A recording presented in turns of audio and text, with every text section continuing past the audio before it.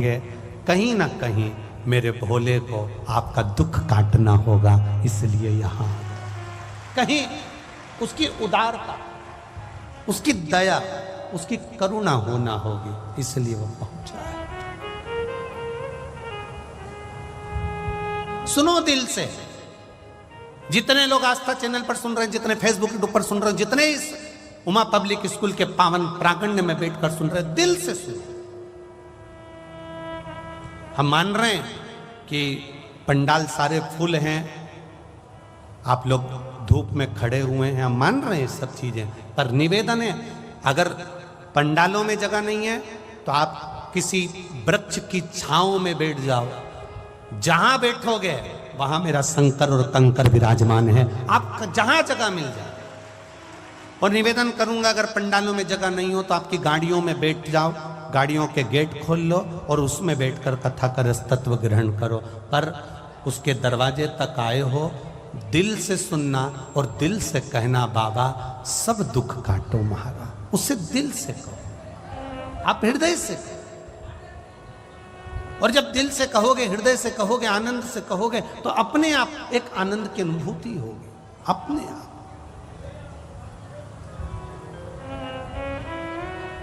ये नवनिधि शिव महापुराण की कथा कह रही है कि जिसने विश्वास करा उसको शिव मिला, जिसने विश्वास करा उसको देवाधिदेव महादेव मिले, जिसने विश्वास करा मेरा शंकर, मेरा शंभू, मेरा ओघड़दानी, मेरा भोलेनाथ कभी यहां प्रकट नहीं होता है, कभी प्रकट नहीं होगा।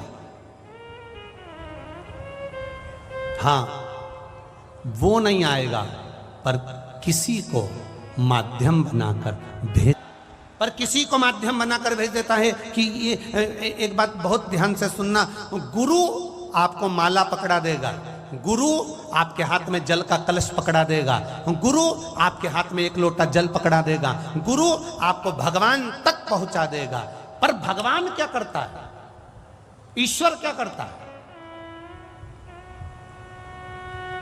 गुरु का काम है तुम्हारे हाथ में माला पकड़ाना, गुरु का काम है तुमसे भजन करवाना, गुरु का काम है तुम्हारे हाथों में एक लोटा जल पकड़ाना, गुरु का काम है तुम्हें शंकर के मंदिर तक पहुंचाना। पर भगवान का काम क्या है? तो भगवान का काम इतना है कि वो तुम्हें इतना सुख देने लगता है, इतना सुख देने लगता है, तुम्हारे दुखों को काटने लगता है। जब दुख कटने लगते हैं तो तुम भगवान से दूर हटने लगते हो। भगवान का काम है कि ये सब कुछ मांगे पर भक्ति ना मांगे। और शिव महापुराण की कथा कहती है, जो एक लोटा जल विश्वास से चढ़ाता है, भक्ति अपने आप उसके भीतर आ जाती है, तो महादेव को आना ही पड़ता है।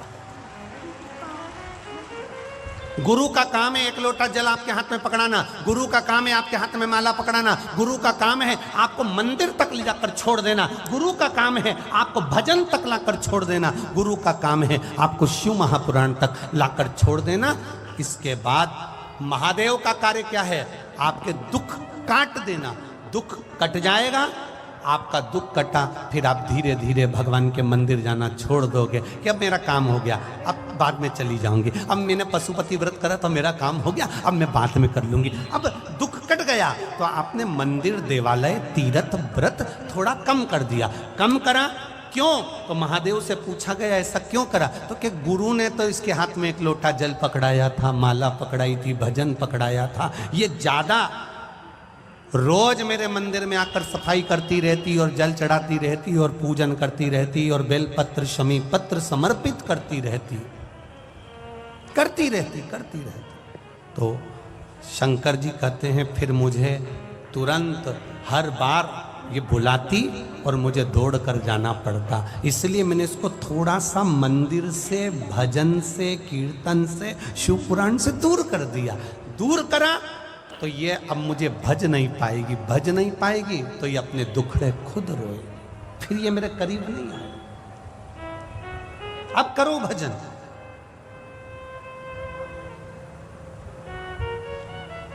कोई पूछे तुमसे कहां गई थी, कह देना भगवान के मंदिर गई थी। कोई पूछे कहां गई थी, तीर्थ करने गई थी। कोई पूछे कहां गई थी, अरे विचार तो करो। आज के जमाने में जहां जहां पर कोई बड़ा आयोजन होता है तो अलग से गाड़ियां भेजी जाती है। जरा विचार करना, अपनी बुद्धि में उतारना, जरा चित्त में उतारना। बड़ी बड़ी सिटियों में जब कार्यक्रम होता है, बड़े बड़े शहरों में जब कार्यक्रम होता है, कोई बड़ा आयोजन होता है, तो बसें लगवाई जाती है, गाड़ियां लगवाई जाती है। आप लोगों को अलग से भोजन के पैकेट दिए जाते हैं, अलग से तुम्हें इकट्ठा करा जाता है कि साहब ये कार्यक्रम है, तुम्हें आना पड़ेगा। खर्चा गाड़ी का उनका, बस का उनका, भोजन के पैकेट उनके। पर ये शिव महापुराण की कथा बड़ी विचित्र कथा है। ऑटो का पैसा भी तुमको देना है, बैठना भी तुमको है, और धूप में आना भी तुमको है, और भजन गाना भी तुमको है। कोई दूसरा नहीं करेगा, कोई दूसरा नहीं करेगा, करना आपको है। कितनी दूर दूर से आए हो? ये 11 नंबर सेक्टर